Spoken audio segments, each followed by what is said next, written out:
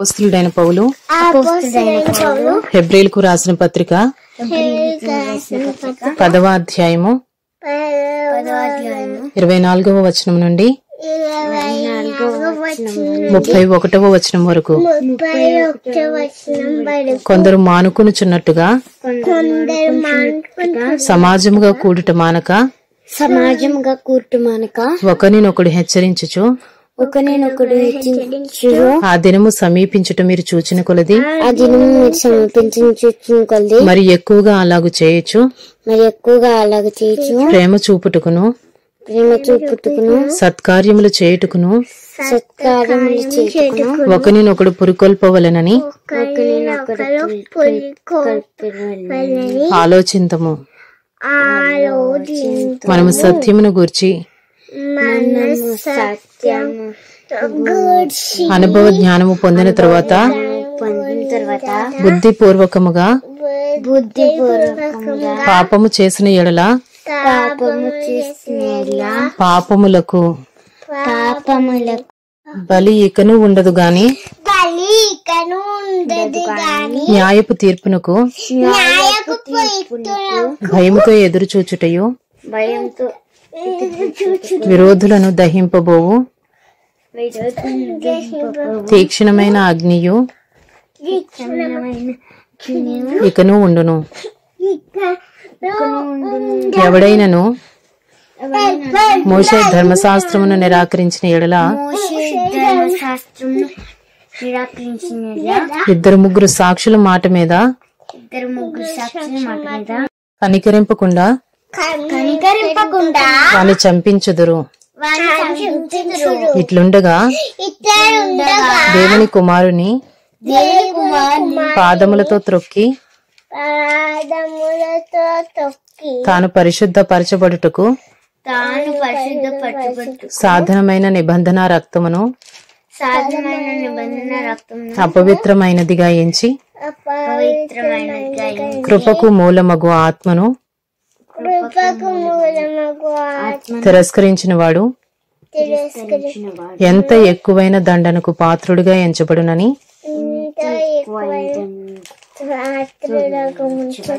మీకు తోచును. పగ తీర్చుట నా పని, నేనే ప్రతిఫలమిత్తుననియు మరియు ప్రభువు తన ప్రజలకు తీర్పు తీర్చును అనియు చెప్పిన వానిని ఎరుగుదుము గదా. జీవము గల దేవుని చేతిలో పడుట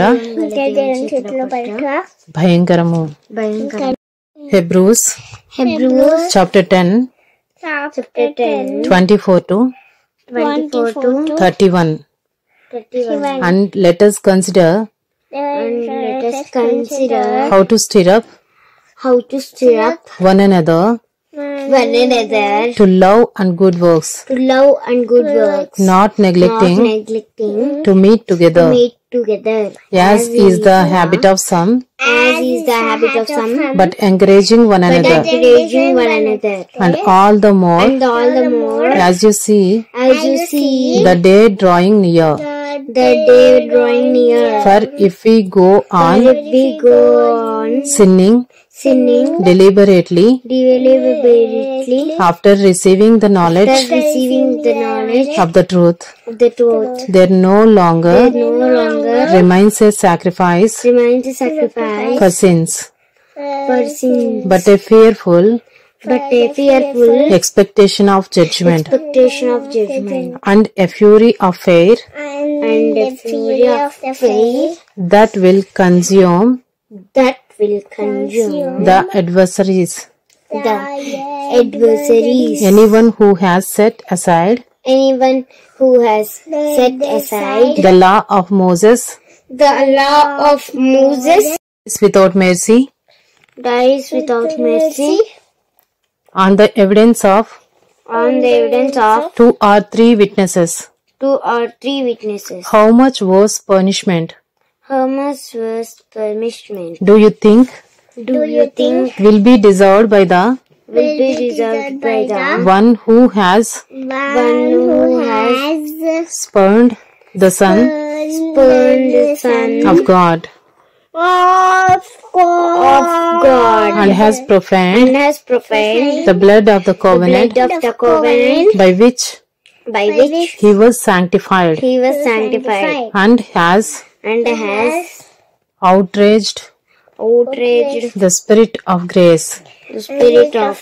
For we know him who said, vengeance is mine. I will repay. And again, the Lord will judge his people. It is a fearful thing to fall into the hands of the living God.